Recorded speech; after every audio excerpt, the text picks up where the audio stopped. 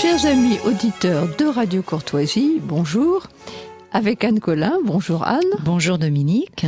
Et Frédéric Lemoal. Bonjour Frédéric Lemoal. Bonjour Dominique, bonjour Anne et bonjour aux auditeurs de Radio Courtoisie que j'ai toujours beaucoup de plaisir à retrouver. Frédéric Lemoal est notre invité d'aujourd'hui et il revient avec un livre, j'allais dire, fondamental, pour employer un mot à la mode, l'histoire du fascisme. Alors, on va tout de suite dire aux auditeurs, préciser aux auditeurs de Radio Courtoisie que nos prononciations du mot ne seront pas les mêmes. Alors, Frédéric Lemoal, vous prononcez ? À l'italienne, je vais dire fascisme. Anne, vous dites aussi fascisme ? Oui, fascisme, oui. Ouais. Alors, personnellement, en souvenir de mes années estudiantines, où c'était la gauche qui disait fascisme et la droite qui disait fascisme, eh bien, je serai en contrepoint et je dirais fascisme. Voilà. Donc, les auditeurs de Radio Courtoisie sont prévenus. Alors, cet ouvrage, qui est publié aux éditions Perrin, et qui s'intitule donc « Histoire du fascisme », est un ouvrage monumental, au bon sens du terme, qui est passionnant, fascinant, et qui remet les choses à l'endroit. Alors, évidemment, ça ne plaît pas à tout le monde, parce que, effectivement, quand on lit votre premier chapitre, au commencement était le socialisme. Évidemment, alors ça vous a valu des foudres. Bien évidemment, d'autant plus que non seulement au commencement était le socialisme, mais au commencement, à un des commencements, il y avait la Révolution française dans sa phase jacobine, et un autre commencement dans la philosophie des Lumières. Bien sûr, dans une partie de la philosophie des Lumières, ce sont des mouvements d'idées qui sont très vastes, mais c'est le lien que j'essaye de démontrer avec la pensée de Rousseau, mais globalement aussi avec la philosophie des Lumières, car il faut bien comprendre ce qu'est la philosophie des Lumières. C'est la première révolution anthropologique. Du moment où les philosophes des Lumières refusent l'idée que l'homme est une créature de Dieu, ils coupent le lien entre l'homme et Dieu, entre l'homme et son créateur, et à partir de ce moment-là, la nature humaine devient de la cire, une sorte de cire que l'on peut transformer à sa guise par l'éducation. Et Rousseau a passé sa vie à essayer de transformer l'homme, de transformer la politique, et notamment sauf ses enfants évidemment qu'il a abandonné, ce que voulaient faire d'ailleurs les futuristes, qui sont là aussi une des sources du fascisme, puisque les futuristes préconisaient l'abandon des enfants à l'État. Donc le lien me paraît évident. Il est évidemment de tradition, si j'ose dire, de placer le fascisme comme un mouvement dans le camp des anti-lumières. Moi, je m'oppose totalement à cette idée. Il appartient à la modernité et il appartient d'une certaine manière au camp des Lumières parce qu'il ne croit pas à l'existence de la nature inaliénable de l'homme. Et c'est ça qui fait, à mon sens, la différence entre être de droite et être de gauche. Être de droite, c'est considérer qu'avec l'homme, tout n'est pas permis, qu'on ne peut pas faire n'importe quoi avec la nature humaine et que l'homme est doté d'une nature absolument inaliénable et qu'on ne peut pas transformer. La philosophie des Lumières considère que si on peut transformer l'homme, et le fascisme est un mouvement révolutionnaire qui aspire à une révolution anthropologique de la nature humaine, spirituelle, politique, mais quand même transformer l'homme, et c'est ça qui, à mon sens, en fait un mouvement héritier d'une partie de la philosophie des Lumières, et bien sûr de la Révolution française, puisque la Révolution française a été la première tentative concrète, parce que les Lumières, ce sont des idées, mais la première tentative concrète de créer un homme nouveau, d'ailleurs en utilisant des instruments que reprendra le fascisme. Je pense au changement de calendrier par exemple, mais l'école, les fêtes, tous ces instruments qui sont utilisés pour faire émerger un homme nouveau, coupé de ses racines, coupé du monde traditionnel. Donc il est impossible à mon sens, ce qui me semble vraiment évident, de faire du fascisme un mouvement conservateur et encore moins réactionnaire. Jamais aucun fasciste ne s'est défini comme cela. Il utilisait d'ailleurs le mot réactionnaire pour qualifier ses ennemis. Et je finirai en reprenant cette phrase de Mussolini lui-même, qui disait « Le fascisme n'a pas élu comme prophète Joseph de Maistre ». Alors, ce qui est en vous écoutant, je vois se brosser un tableau tout simple. C'est que le XXe siècle, enfin, c'est banal ce que je vais dire, mais le XXe siècle est marqué par 3 totalitarismes. Dans l'ordre chronologique, le communisme, enfin soviétique, son application soviétique, le fascisme et le national-socialisme. Et précisons bien, national-socialisme. Tout à fait. On revient sur le mot socialisme. Donc, on voit que c'est l'application au XXe siècle de tout ce qui a traîné depuis la Révolution française. Oui, c'est fascinant, je trouve. Tout à fait, parce que il faut jamais oublier qu'au XXe siècle, l'horizon indépassable, si j'ose dire, c'est la Révolution. Depuis 1789, et c'est l'historien Martin Malia qui avait très bien expliqué ça, on considère que l'histoire se fait par la Révolution. Et les fascistes ont été persuadés que l'Italie, avec eux, avait rendez-vous avec son destin, qu'ils allaient transformer l'Italie. Et comme ils sont arrivés au pouvoir, ils ont tenté de le faire. Ils ont tenté de mettre en place cette révolution, et que je définis pour ma part comme une révolution avortée. C'est-à-dire qu'il y a une révolution qui a échoué pour plusieurs raisons sur lesquelles on pourra revenir. Mais ils ont vraiment considéré qu'ils pouvaient complètement transformer le pays, l'âme des Italiens et les structures politiques de leur pays, mais par la révolution. Octobre 22, c'est une révolution particulière. C'est une révolution, et le mot est utilisé par tous les fascistes à cette époque. Ils disent bien la révolution, c'est leur révolution d'octobre, en quelque sorte. Alors, qui est différente, qui est bien sûr très anticommuniste, ça, c'est évident, mais c'est une réponse, c'est un anticommunisme qui n'est pas conservateur, qui n'est pas réactionnaire. C'est Emilio Gentile, le grand historien italien, a défini le fascisme comme une modernité alternative, parce que là aussi on le place dans les courants antimodernes. C'est ce que le grand historien israélien Zev Sternel fait en faisant un mouvement antimoderne et anti-lumière. Alors que non, c'est une forme de modernité, c'est un mouvement qui est issu de la modernité et qui, aussi bien sur le fond que sur la forme, a utilisé des instruments très modernes. Et il suffit de regarder l'art qui a été développé au sein de l'Italie fasciste, car on n'a pas cette condamnation de l'art moderne en Italie telle qu'on pouvait l'avoir au sein du Troisième Reich, et on voit bien l'héritage futuriste notamment. Alors évidemment, si on fait des futuristes, des réactionnaires, écoutez, moi je comprends plus rien, c'est évident que c'est plus possible d'aller dans cette direction. Est-ce que, Dominique, on pourrait peut-être apporter une précision alors étymologique aux auditeurs de Radio Courtoisie dans cette réflexion qui, à mon sens, est capitale, effectuée par Frédéric Lemoal et qui rappelle celle d'un Stéphane Courtois concernant Lénine et l'invention du totalitarisme, qu'il est peut-être davantage allé chercher dans les archives municipales de Pornic qu'à Saint-Pétersbourg. Le mot fascisme est une francisation d'un mot italien qui veut dire faisceau.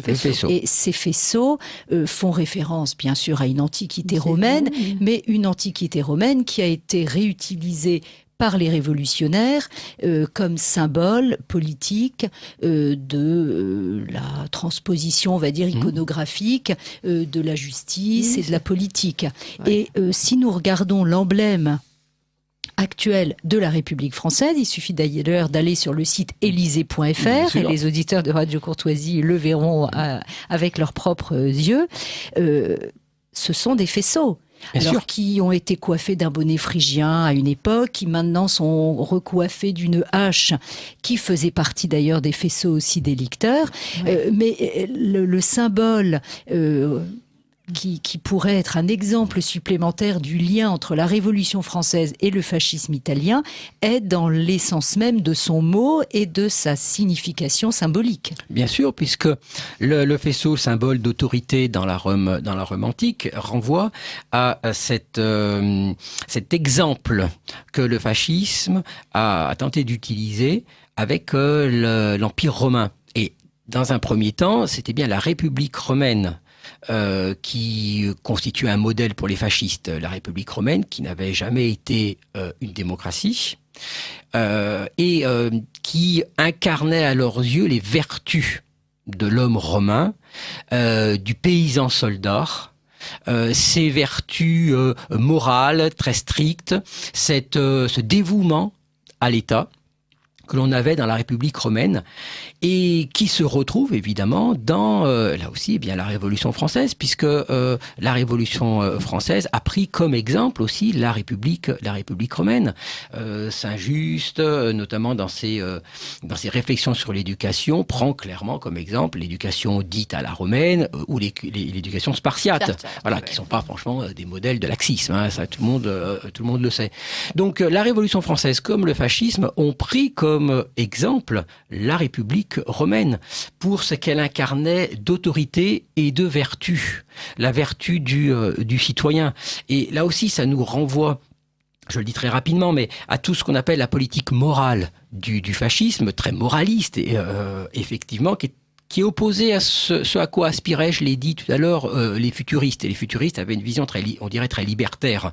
La destruction de la famille par le divorce, l'abandon des enfants à l'État et des mœurs très, très, très libres. On n'a pas du tout ça, effectivement, dans le fascisme. On a une rigueur morale qui est extrêmement forte. Alors évidemment, cette politique qui a beaucoup plu à l'Église catholique italienne et à la papauté, ça c'est absolument incontestable. Mais cette politique n'a pas été faite pour plaire à l'Église, parce que Mussolini n'a pas du tout comme optique de plaire au pape. C'est une politique en effet qui révèle le projet totalitaire d'hommes nouveaux que l'on a dans le fascisme, que l'on avait dans la Révolution française également, et qu'on a même eu dans le totalitarisme soviétique exactement à la même époque, où Staline fait interdire par exemple l'avortement. Alors je veux bien croire que Staline était sous l'influence des prêtres en soutane et du Vatican. Il faut être un peu plus sérieux. En fait, ça fait partie de la volonté de créer cet homme nouveau qui doit être vertueux, qui ne doit pas se perdre dans des mœurs dissolues, puisqu'il est au service de l'État et de la patrie. Pareil pour la misogynie que l'on a au sein du fascisme. On y voit là aussi le caractère d'un mouvement de droite, alors que cette misogynie, évidemment, est héritière également des Lumières et de la Révolution française. Moi, je veux bien qu'on m'explique que la Révolution française a libéré les femmes. Vous allez avoir beaucoup de mal à me convaincre. J'ai du mal à voir dans le citoyen Robespierre l'ardent défenseur du droit des femmes. Et on a déjà, là aussi, dans la pensée de Rousseau. C'est exactement le lien me paraît direct. Il y a un moralisme dans le mouvement jacobin révolutionnaire que l'on retrouve à gauche. Ouais, mais quand la Deuxième République établit le suffrage universel, elle n'étend pas aux femmes. Bien sûr. Il faudra attendre le 45 pour ça. Bien 1945. Sûr. Et un homme qui n'est pas issu de la gauche, qui est le général de Gaulle. Ce sont les partis de gauche français qui ne voulaient pas donner le droit de vote. Bien sûr, à cause de l'influence de l'Église sur les femmes. Voilà, tout à fait. Et on a ça exactement dans le fascisme. Mais si, Frédéric Le Moal, si on pousse le raisonnement un peu plus loin, et si on se dit que la Révolution est la matrice de tous ces totalitarismes du XXe siècle, à une époque où la repentance se fait à droite, à gauche pour la moindre chose, celle-là, elle devrait exister de repentance. Il devrait y avoir repentance pour la Révolution et bien entendu pour pour l'assassinat de Louis XVI. Oui, bien sûr, mais je crois qu'il y a encore beaucoup de travail je ne pense pas que historiographique et politique pour arriver à un mais en toute logique. Mais en toute logique, oui. Aujourd'hui, le politiquement correct nie tous les totalitarismes et de ce côté-là, ils ont raison. Nous ne sommes aucun de nous n'est partisans des totalitarismes. Il n'y en a pas question. Au contraire. Mais justement, il devrait y avoir un consensus français pour dire, eh bien voilà, la Révolution française, voilà ce qu'elle nous a apporté. C'est à cause d'elle que nous en sommes arrivés là au XXe siècle. Oui, mais si vous posez comme point de départ que la Révolution a émancipé l'individu, totalement, vous ne pouvez pas admettre qu'elle a engendré le système soviétique et encore moins le système fasciste, d'autant plus que dès l'époque, la gauche a instrumentalisé l'antifascisme et encore plus après 1945. Je renvoie aux pages sublimes écrites par François Furet là-dessus, sur l'instrumentalisation de l'antifascisme, et la gauche a réussi, aussi bien socialiste que communiste, a réussi le tour de force de faire du fascisme un mouvement d'extrême droite, ce qu'il n'a jamais été. Oui, mais justement, c'est aussi le tour de force exactement pour le national-socialisme. De la même manière, on honnit la droite parce que, précisément, elle est amalgamée comme le fascisme, elle est amalgamée à l'extrême droite, alors que non, elle est amalgamée au national-socialisme et au fascisme, alors que ce n'est absolument pas ça, la droite. Non, parce que la droite, c'est conservé. Et comme je l'ai dit tout à l'heure, c'est notamment protéger l'être humain. Ces trois régimes sont des régimes révolutionnaires qui eux-mêmes se sont présentés comme des régimes révolutionnaires. C'est évidemment très net pour l'Union soviétique, c'est indubitable. Mais pour les deux autres, c'est la même manière. Et même dans leur politique étrangère, dans leur programme de politique étrangère, il s'agissait bien de révolutionner l'Europe. De purger l'Europe de son passé afin de créer une nouvelle Europe. Et c'est là aussi très net dans le fascisme. Alors c'est vrai que le fascisme est un mouvement très divers. Il y a le fascisme, il y a des fascistes qui sont pas tous d'accord, loin de là. Le premier d'entre eux, Mussolini, n'a jamais eu un corps de doctrine très net. C'était justement la question que je voulais vous poser, Frédéric Lemoyle. Vous avez cité Mussolini citant Joseph de Maistre, mais il a quelles sont ses références de grands penseurs ou ses références idéologiques? Est-ce que l'on sait un peu, est-ce qu'il a travaillé, est-ce qu'il a lu? Alors, beaucoup. Parce que ça, on peut critiquer, il y a de quoi, Lénine, mais c'est un homme qui a travaillé, qui a lu, et Mussolini aussi. Pareil pour Mussolini, c'est un autodidacte qui a beaucoup lu, c'est un homme de plume, c'est un journaliste qui a la plume très dure. Hein, ses mots pouvaient siffler comme des balles sur ses adversaires. Lors de son exil en Suisse, dans sa jeunesse, il a énormément lu et pendant ce séjour, il s'est confronté. Il a vraiment découvert le bouillonnement intellectuel du début du XXe siècle autour de ces problématiques du marxisme, de la révolution, qui renvoie à ce qu'on appelle la crise fin de siècle, la crise de la modernité, là où les sociétés européennes sont passées de sociétés rurales, conservatrices, immémorables, enracinées dans le passé et qui très rapidement sont passés dans des sociétés urbaines où les liens de solidarité, les liens de communauté ont été détruits et où l'individu est atomisé. Donc c'était une crise intellectuelle, sociale, politique très forte et donc on a ce bouillonnement intellectuel qu'il découvre. Alors, il devient marxiste, on s'interroge beaucoup, les historiens s'interrogent beaucoup sans avoir de réponse nette sur la profondeur de son adhésion au marxisme pur et dur. En réalité, ça a été un marxiste révisionniste quand même, très rapidement, parce que ce qu'il va rapidement reprocher, ce qui va le détacher, l'éloigner du marxisme, c'est que il y voyait une idéologie matérialiste. Et lui, ce qu'il a toujours recherché, c'est un idéal. Une foi, une passion qu'il ne retrouvait pas dans le marxisme, auquel il reprochait de réduire l'homme à son aspect purement économique. Or, pour lui, l'homme, c'était pas seulement l'économie, c'était un tout. Et il a eu, dès le début de son engagement, une ambition qu'il n'a en fait jamais abandonnée, qui va le faire passer du socialisme, c'est pour ça que j'ai appelé ça au commencement était le socialisme, du socialisme au fascisme, mais sans reniement, contrairement à ce qu'on croit, c'est pas un renégat, hein, contrairement à ce que disait Pierre Milza, c'est pas un renégat du socialisme. Comment il va passer de l'un à l'autre? Parce qu'il a toujours eu cette ambition de refaire l'homme. Il avait écrit après Zolini, refaire l'âme des Italiens est une tâche passionnante. Et il a pensé le trouver dans le marxisme, mais surtout, ce qui va l'influencer, c'est Nietzsche. C'est la pensée de Nietzsche, la pensée du surhomme, l'antichristianisme très fort, qui a toujours été très fort chez Mussolini, puisque il aimait dire que il était catholique mais antichrétien. Catholique parce que l'identité italienne évidemment est indissociable du catholicisme, mais antichrétien parce que toutes les valeurs évidemment portées par le Christ et son Église sont des valeurs qu'il condamne. Et il a voulu faire du fascisme une religion de substitution au catholicisme. Et évidemment, ça n'a fort heureusement pas fonctionné. Donc, il est dans cet univers qui aspire à transformer les sociétés. Et c'est un homme, en effet, qui lit beaucoup, qui a été beaucoup marqué par Nietzsche, aussi par Darwin. L'aspect darwinien y compris.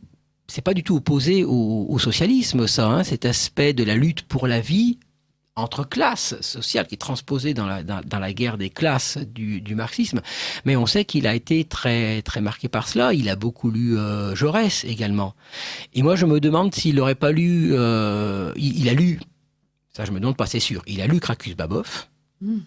Ça c'est certain, puisqu'il a fait des textes. Il a même fait un petit poème en hommage à Krakus-Babov, donc on peut difficilement faire le pire des réactionnaires. Là aussi, je crois que tout le monde sera d'accord.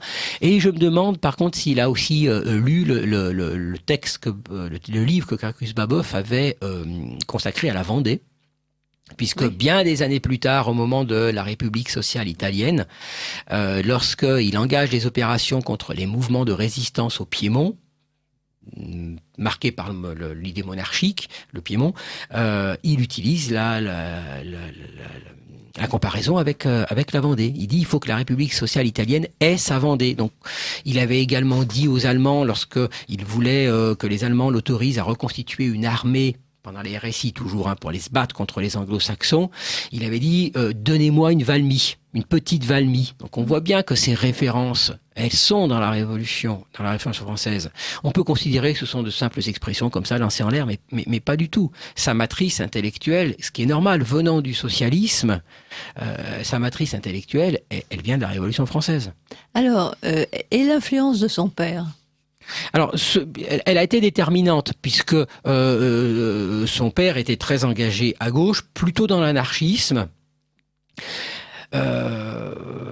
Ce qui a, à mon avis, beaucoup compté, c'est l'héritage du Risorgimento. Parce que dans la maison familiale, il y avait un portrait de Garibaldi.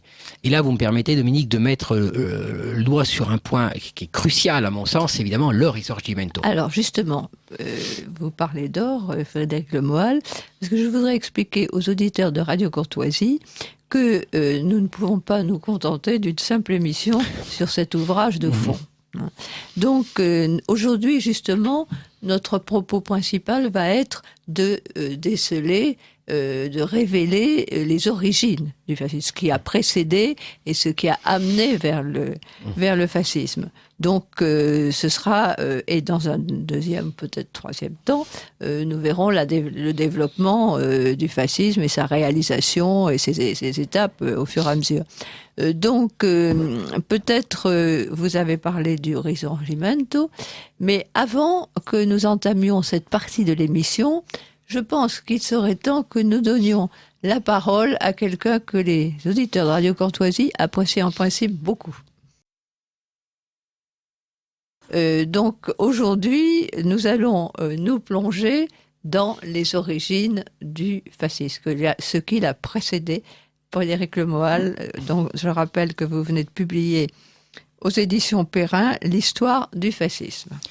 Alors effectivement, tout à l'heure, je parlais de l'historien israélien Zev Sternel qui fait du fascisme un mouvement anti-lumière. On a parlé. Et puis, il y a un deuxième aspect de son travail qui place l'origine du fascisme en France, notamment dans le phénomène des ligues qui ont commencé à émerger en France au XIXe siècle, avant la guerre de 14. Alors c'est une thèse qui est très très très contestée en France. La plupart des historiens sont d'accord, et moi je le suis aussi, pour considérer que l'origine du fascisme n'est pas en France. Pourquoi ? Parce que le nationalisme français n'est pas expansionniste, premièrement, et puis surtout, la France est un État-nation achevé. Ce qui n'est pas le cas d'Italie. Le fascisme est né en Italie, et seulement en Italie. Pourquoi ? Parce que c'est lié, en effet, Dominique, au Risorgimento. Le Risorgimento, je le rappelle, c'est le mouvement d'unité de l'Italie qui visait à détruire les États qu'on appelle préunitaires, les royaumes, les duchés, les principautés qui existaient, qui morcelaient la péninsule, afin de créer un État uni. Ça a d'abord été un mouvement républicain, révolutionnaire, puisqu'il s'agissait de renverser les trônes légitimes réinstallé par le Congrès de Vienne en 1815. Et là, on a la figure très importante de Giuseppe Mazzini, qui là aussi est une des sources à laquelle de très nombreux fascistes vont s'alimenter. L'idée de Mazzini, évidemment, est de créer une Italie unie, républicaine, avec la conviction que c'est au tour de l'Italie de montrer le chemin. Voilà, il y a eu la Révolution française, mais les Français ont laissé passer leur tour, et il y a cette mission qui est donnée à l'Italie de libérer les peuples. Et puis, finalement, l'unité italienne, le Risorgimento, il se fera, on le sait, par la monarchie du Piémont, qui va s'allier avec un autre grand révolutionnaire, qui est Giuseppe Garibaldi. Donc, je passe sur les détails de l'affaire, simplement pour retenir que le Risorgimento, c'est l'alliance entre la révolution et la nation. Et le fascisme, évidemment, est issu de ce mouvement. Alors, pas dire évidemment n'importe quoi. Le Garibaldi n'est pas fasciste, évidemment. Mais enfin, c'est une source intellectuelle et politique qui va irriguer en fait toute la pensée italienne, jusqu'à les RSI, puisque la République sociale italienne, puisque Garibaldi, la figure de Garibaldi sera énormément mise en avant par la propagande de la République, qui va reprendre cette figure en chassant la figure monarchique. Donc l'unité, elle se fait par la révolution, voilà, par le renversement des États légitimes. Donc la nation et la révolution n'ont jamais été dissociées véritablement en Italie. Et le problème, c'est que une fois l'unité faite, c'était une unité incomplète. Incomplète pourquoi ? Parce qu'il y avait de très nombreux Italiens qui vivaient en dehors du royaume d'Italie. Ce sont les fameuses terres irrédentes. Les Italiens qui étaient encore sous souveraineté de l'Autriche. Donc il y avait une unité à achever. Ensuite, nous avions une unité incomplète à l'intérieur.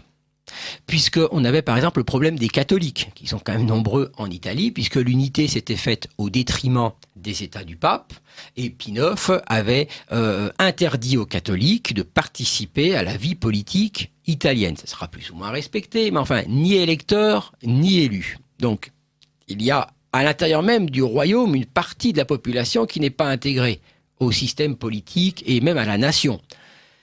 Nous avons aussi un autre problème, c'est le système politique qui est mis en place, qui est un système libéral au vrai sens du terme, c'est-à-dire que c'est un suffrage censitaire pendant très longtemps. Il faudra attendre 1912 pour qu'il y ait le suffrage universel. Donc il y a le problème de l'intégration des masses. Et ça, c'est la grande question d'avant 1914 qui se pose dans toute l'Europe.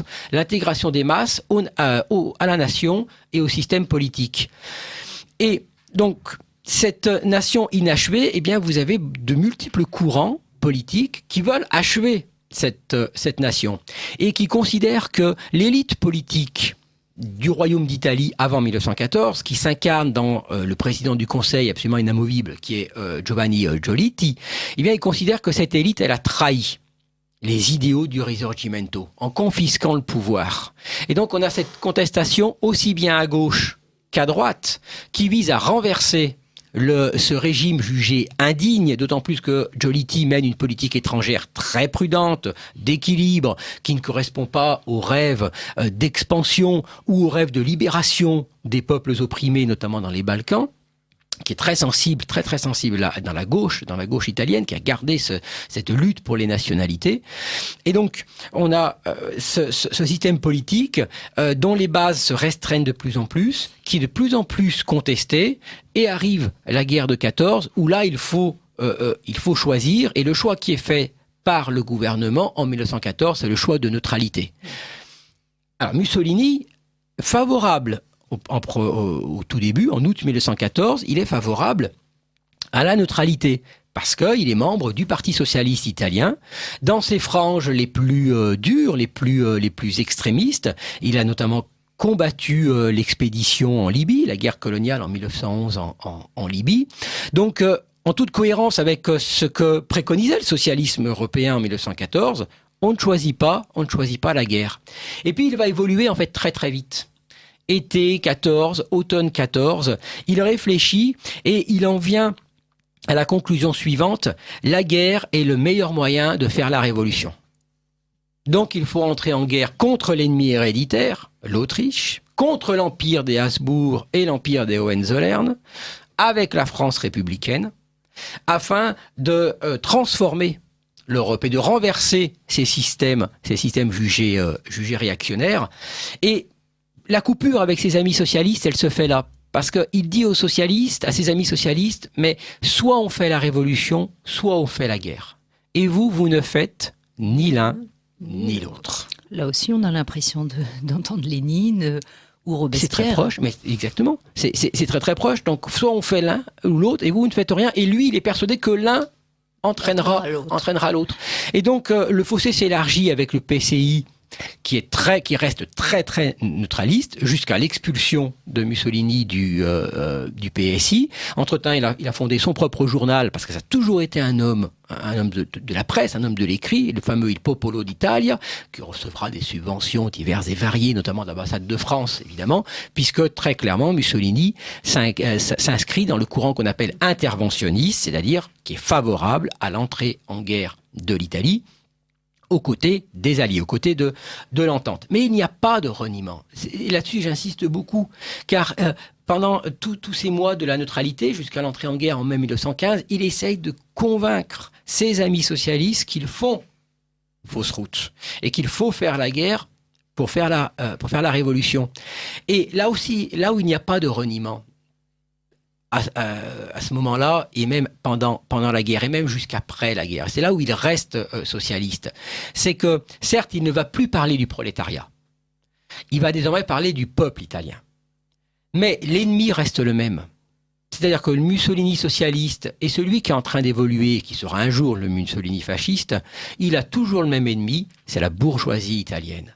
Cette bourgeoisie dont il a fréquenté les fils au collège, qui n'avait que mépris pour le fils de l'aubergiste qu'il était. Il en est sorti avec une haine pour la bourgeoisie qui va l'habiter, mais jusqu'à la fin, jusqu'à ses derniers jours, il aura cette haine de la bourgeoisie, de l'esprit bourgeois. C'est ça qu'il détestait le plus, et il voulait extirper de l'âme des Italiens cet esprit bourgeois qu'il considérait comme un esprit lâche, égoïste, qui ne s'intéresse qu'à l'argent et surtout traître. Pour lui, la bourgeoisie italienne a toujours été une classe qui a trahi l'Italie. Alors, deux choses en vous écoutant, Frédéric Le Moal. Premièrement, l'humiliation de Mussolini, parallèle avec l'humiliation d'Hitler à Vienne, quand on a quelque sorte, oui. On a fait le coup du mépris pour son talent de peintre. Tout à fait. Donc, il y a vraiment là quelque chose de parallèle. Bon.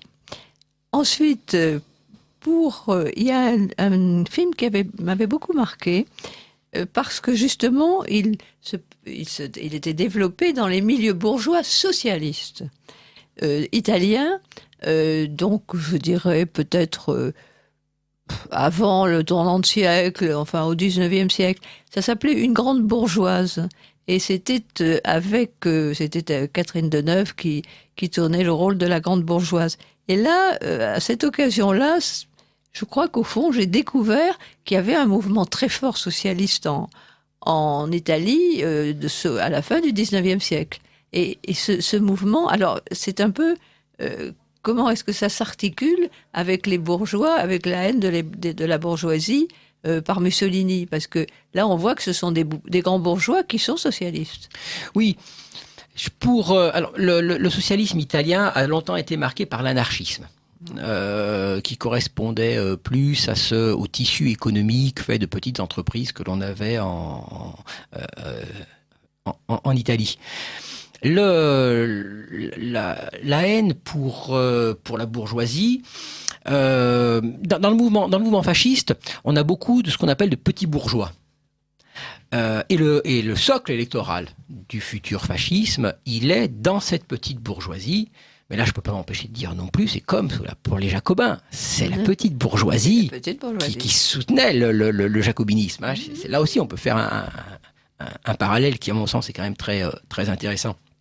Et donc cette petite bourgeoisie, en effet, qui, notamment du fait de la guerre, parce que la guerre, évidemment, joue un rôle très important dans toute cette histoire, se sent déclassée, à port du bolchevisme, et se politise et se radicalise politiquement, et c'est là où elle va trouver dans le mouvement fasciste embryonnaire, eh bien une réponse à cet apport du déclassement, et puis je dirais aussi l'apport que les fruits de la guerre disparaissent, notamment chez ces petits bourgeois qui ont été officiers, qui ont pu devenir officiers pendant la guerre, et qui, quand ils rentrent au pays, eh bien, sont insultés par les socialistes.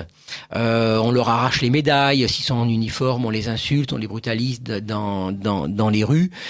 Et il y a eu une volonté vraiment de préserver les fruits de la victoire, pas seulement diplomatiquement, avec le problème, nous allons parler sans doute de Fiume, etc.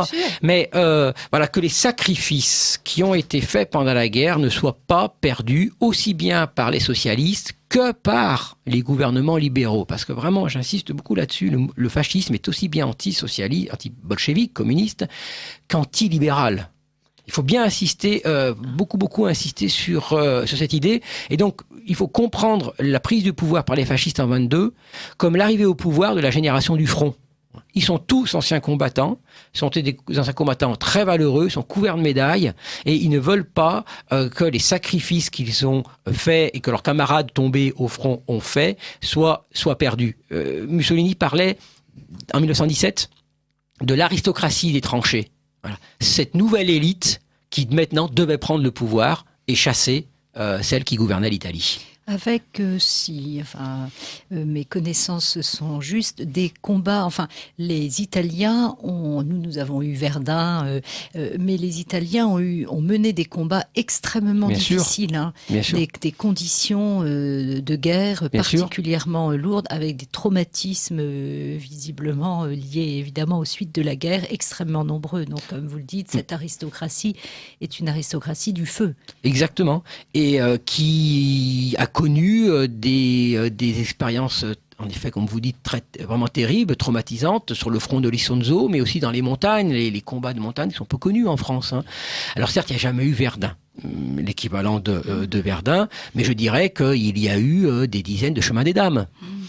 D'autant plus que l'armée italienne était une armée très très dure. Le général Cadorna avait aucun souci de la vie de ses hommes. Les répressions étaient absolument terribles sur l'infanterie. Enfin, vraiment une guerre qui a été très difficile. Et c'est la raison pour laquelle, en 1918, quand l'Italie se retrouve certes vainqueur, elle entre dans ce qu'on va appeler la victoire mutilée, c'est-à-dire la mauvaise paix de 1919, lorsque les Alliés occidentaux et les Américains au premier degré ne veulent pas appliquer les promesses du traité de Londres de 1915 qui devait donner à l'Italie un certain nombre de terres. Alors attention, elle reçoit. Elle reçoit le Trentin, elle reçoit l'Istrie, mais elle n'obtient pas la Dalmatie et elle n'obtient pas la ville qui avait été rajoutée en 1918, qui n'était pas dans le traité de Londres, qui est la fameuse ville de Fiume. Et il y a eu autour de Fiume vraiment... comment dirais-je, une passion nationaliste qui s'est exprimée à ce moment-là autour de la figure de Gabriele D'Annunzio, qui, en septembre 1919, a organisé une sorte de marche, comme vraiment la gauche les aime, les grandes marches, vers la ville de Fiume, pour récupérer la ville de Fiume et qu'elle ne soit pas donnée aux Yougoslaves. Et cette expérience de Fiume a été déterminante dans l'émergence du fascisme, mais là aussi qui a un caractère très très très révolutionnaire.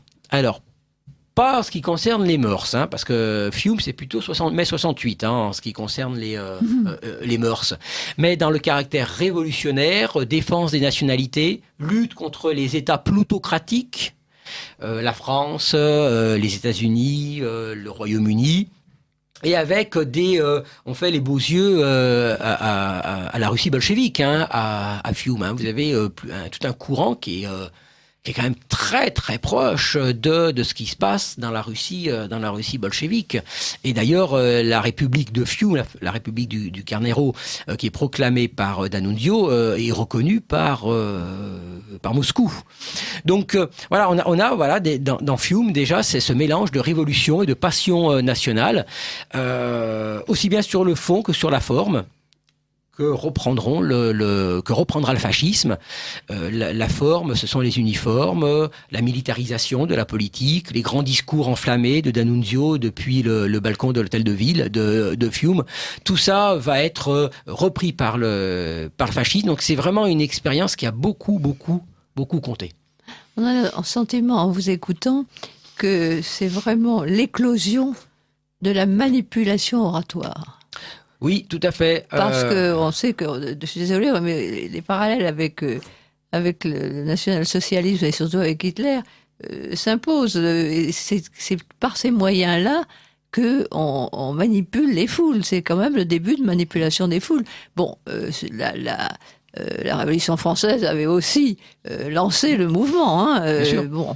Mais là, on a ce sentiment que brusquement, on débouche sur la communication, l'art de la communication politique démarre à ce moment-là où on commence à manipuler les foules, soit en Italie, soit en Allemagne, soit peut-être ailleurs, mais c'est surtout dans ces deux pays-là. Et donc, on a ce sentiment. Et donc, dans le déroulement des choses, effectivement, on arrive au moment où la fin de la guerre de 14, le traité de Versailles et autres, fait partie des éléments fondamentaux qui vont façonner le fascisme. Bien sûr. Juste un point, Mussolini méprisait beaucoup la foule. Énormément. Et il considérait que c'était un genre de troupeau qui devait être guidé. Voilà, donc c'est presque une secte. Oui, à ses débuts, oui, c'est ça. Et puis plusieurs fascistes devaient considérer que voilà, le parti fasciste devait rester un parti d'élus. C'est ce que pensait Farinacci, par exemple. Hein. D'autres pensaient que non, le parti devait s'ouvrir, mais il y avait cette idée chez les plus durs qu'il devait rester un parti d'élus, et c'est vrai un peu sectaire. Donc, alors votre question, Dominique, c'était les conséquences du traité, voilà. Psychologiquement, je dirais, voilà, sur la. Est-ce que Oui. Pour le déroulé chronologique, je peux vous poser Bien avant sûr. une question, Frédéric Lemoal, parce que vous parliez de Gabriele D'Annunzio et puis de Fiume et de l'aspect un peu bolchevique de cet épisode à l'issue de la guerre. Finalement, l'Union soviétique et l'Italie ont fait deux chemins inverses. L'une rentre en guerre tout de suite et en sort plus tôt, l'autre attend d'y rentrer et n'en sort qu'à la fin. Et pour des socialistes anti-guerre, pour pas dire pacifistes, qu'ils avaient été au début de l'entrée en guerre des Alliés, est-ce qu'il y a une réflexion chez certains qui les pousse un peu vers l'exemple soviétique en se disant que les soviétiques finalement ont mieux joué qu'eux ou pas du tout? L'idée, c'est que ce qu'ils reprochent, ce qu'ils vont reprocher au bolchevisme, c'est la paix de 1917. Ouais. Et ça compte beaucoup. Parce que la révolution bolchevique qui entraîne le traité de Brest-Litovsk a été une catastrophe stratégique et aurait pu être vraiment une grande catastrophe stratégique puisque c'est ça entraîne le retour des troupes allemandes. Et donc Mussolini a vraiment dénoncé la paix de Brest-Litovsk. Et de là part l'idée que les bolcheviks ont menacé la survie de la nation italienne, et donc ils appartiennent à cet univers des traîtres. Mais ce que offre le bolchevisme, c'est une révolution alternative à celle des bolcheviks. L'idée chez eux, c'est de lutter contre le communisme, parce que le communisme est matérialiste et qu'il devient clairement antinational. Mais pendant toute la période des années 30, vous avez un certain nombre d'intellectuels, je pense à Bataille, qui étudient de près cette expérience bolchevique, soviétique, surtout avec la période stalinienne, comme je l'ai dit, qui se durcit d'un point de vue des mœurs, par exemple, et puis Staline qui va un peu reprendre le slavisme, qui va instrumentaliser le slavisme. Donc, il y a un véritable intérêt pour l'Union soviétique, mais c'était difficile parce que quand même l'anticommunisme était quand même une matrice très forte du mouvement depuis le début. Et lorsque, là je vais un peu loin chronologiquement, pardonnez-moi, mais en 41, au moment de l'invasion de l'Union soviétique, Mussolini dit, bon, on pouvait pas faire autrement que d'y participer, mais en disant on ne pouvait pas faire autrement, il y a quand même l'idée que voilà, beaucoup de fascistes préviennent à l'époque en 41 que attention, les réactionnaires ne doivent pas se tromper. Il y a la lutte contre le bolchevisme matérialiste, mais comme l'est le libéralisme et le capitalisme. C'est le même combat. On ne lutte pas. Où est l'ennemi, en fait? Voilà, on ne lutte pas pour la réaction. Bien sûr. Il fallait bien être très précis là-dessus. Mais de toute façon, oui, ce que vous faites apparaître dans cet ouvrage et dans vos explications d'aujourd'hui, la complexité du fascisme, ce qui n'est pas du tout d'un seul bloc comme on peut l'imaginer, comme on le présente évidemment, avec toujours la simplification habituelle. Mais on voit très bien cette complexité extraordinaire qui navigue entre le bolchevisme et d'autres, et le socialisme, et qui en même temps est national. Il y a vraiment... Et on a même des fascistes monarchiques, comme De Vecchi, Maria Cesare De Vecchi, qui est un fasciste, mais qui considère qu'il faut maintenir la monarchie. Et ça peut paraître contradictoire. Non, parce que en Italie, qui a fait l'unité ? C'est la monarchie du Piémont. Donc la monarchie est l'interprète des sentiments nationaux. Donc même un fasciste comme De Vecchi ne peut pas imaginer l'Italie sans la monarchie des Savoies, qui, en s'alliant avec Garibaldi, ont fait l'unité. Alors que la majorité quand même, l'immense majorité des fascistes sont des républicains purs et durs. Oui. Qui considèrent que la monarchie, c'est l'ancien monde, et ils attendaient désespérément la mort du petit roi, de Victor Emmanuel III, pour bloquer la succession et abolir la monarchie. Et ils l'ont subi, ils l'ont subi. Et ça a été un frein très fort au totalitarisme, car ce totalitarisme à l'italienne, comme vous avez en effet très justement intitulé l'émission, rencontre ses limites, parce qu'il y a la monarchie, il y a le roi, et la monarchie a joué son rôle, elle a protégé l'État, même si le roi le laisse entièrement gouverner jusqu'en 38, il y a pas de problème. Il y a quand même le roi, qui est le chef de l'État, qui contrôle l'armée par le serment de fidélité que lui prêtent les officiers. Il y a l'Église. Alors en plus, il y a la papauté en Italie, mais il y a l'Église, alors qui a soutenu le régime. C'est un peu gênant ça pour les. Et oui, c'est très gênant. Alors bien sûr, l'Église a soutenu le régime, surtout à partir bien sûr des accords du Latran de 1929, mais c'était déjà le cas avant. Elle a soutenu le régime comme une barrière face au désordre et à la menace communiste, mais à partir de 38. C'est très net, lorsque Mussolini engage l'Italie dans l'alliance avec le néopaganisme hitlérien et qu'il prend des lois racistes et antisémites qui violent le concordat de 1929, notamment pour les mariages, car c'est l'État qui commence à dire qui a le droit de se marier ou pas, là clairement, je pense notamment au cardinal Schuster, archevêque de Milan, qui était un vrai soutien du régime, notamment en 1936 au moment de la guerre d'Éthiopie. En 1938, il y a une vraie rupture, l'Église retire le soutien qu'elle avait accordé au fascisme entre 1922 et 1929, et ça a été une vraie fragilisation pour le régime. Autre barrière, le grand capital, les grands industriels du Nord qui défendent leurs intérêts, qui utilisent, c'est vrai, le fascisme, chacun croit utiliser l'autre, mais ils ont gardé leur autonomie. Et puis je dirais pourquoi ça a raté, tout simplement, c'est la nature humaine. C'est la nature humaine qu'on ne peut pas transformer. Et Benoît XV et Mussolini étaient en accord sur une non-intervention dans la guerre. Benoît XV était foncièrement contre la Première Guerre mondiale. Alors du moment où Mussolini s'engage dans l'interventionnisme, évidemment, il y a rupture. Et Mussolini considérait que l'Église catholique avait toujours trahi l'Italie. Parce qu'elle avait été contre l'unité, elle avait été contre l'engagement en guerre, et à partir de 1939, évidemment, le Vatican a tout fait pour empêcher l'entrée en guerre. L'archevêque de Milan, pendant la guerre 14, avait interdit à ses ouailles de lire Il Popolo d'Italia.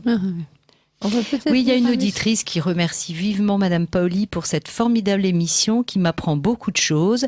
Bravo à Frédéric Le Moal pour cette initiation au fascisme et au totalitarisme. Alors moi, je veux préciser que Frédéric Le Moal est l'invité d'Anne Collin et de moi. Et je ne suis pas la seule à l'avoir invité. Nous sommes deux dans cette émission et nous sommes en accord parfait. Et elle fait bien de préciser que c'est une initiation parce qu'il y aura d'autres émissions bien sûr, pour approfondir ce sujet. Alors, avant que nous nous séparions, Frédéric Le Moal, j'aurais bien aimé que vous expliquiez l'intérêt stratégique de Fiume aux auditeurs de Radio Courtoisie. Alors, c'était une ville qui avait un intérêt économique, car c'était un grand port, qui était le débouché de l'Empire austro-hongrois avec Trieste. Or, en 1915, dans les négociations du traité de Londres, il a été prévu que Trieste redeviendrait italienne avec l'Istrie, voilà, mais qu'il fallait laisser un débouché. Parce qu'en 1915, contrairement là aussi à ce qu'on raconte, il n'y a jamais eu d'intention de détruire l'Autriche-Hongrie. Jamais. C'est très net dans les archives. Moi, j'ai jamais rien trouvé, aucun document indiquant une volonté de détruire l'Autriche-Hongrie. Certes, amoindrie, elle perdra des provinces au bénéfice de l'Italie, au bénéfice des Russes, on est d'accord. Hop, elle serait restreinte, mais elle serait maintenue au nom de l'équilibre, de l'indispensable équilibre des puissances. Et donc, il fallait lui conserver un débouché maritime sur l'Adriatique, c'était Fiume.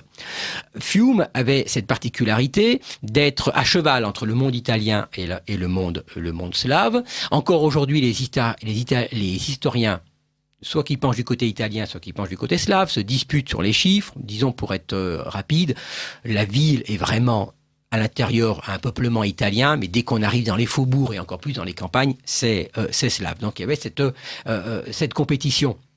Mais annexer Fiume, c'était considéré dans les courants les plus nationalistes comme l'achèvement complet du Risorgimento, et puis un coup porté aussi bien au monde germanique, privé de débouchés, mais aussi au monde slave qui s'unissait, parce qu'on allait créer une Yougoslavie, les Alliés allaient créer une Yougoslavie très étendue, ce qui n'était pas tout à fait prévu au début de la guerre, qui allait être très étendue et qui allait être un rival pour l'Italie dans la domination de l'Adriatique. Donc s'emparer de Fiume, c'était aussi un moyen de porter un coup au slavisme qui montait en puissance pendant toute la guerre. Il est certain qu'après la guerre de 14, à l'issue de la guerre, l'Autriche a perdu évidemment énormément. Elle n'avait pas de port. Bien sûr, c'est devenu un État. Elle avait besoin de tout. Sans accès à la mer. Elle avait Venise, elle avait Trieste, etc. pour sa flotte. Bien sûr. Elle avait encore autre chose. Donc elle perdait tout. Donc on comprend de toute façon, elle a été réduite à sa plus simple expression, quoi qu'il en soit. Frédéric Le Moal, voilà notre première phase, notre première approche du fascisme qui se termine. Nous donnons rendez-vous bientôt pour continuer cette étude du fascisme. Et puis d'ici là, de toute façon, les auditeurs vous retrouveront à la fête de la Courtoisie le 10 juin. Avec plaisir. Et pourront donc embrayer sur ce que vous leur avez expliqué aujourd'hui. Frédéric Le Moal, un grand merci pour être venu jusqu'à nous pour cette histoire du fascisme aux éditions Perrin.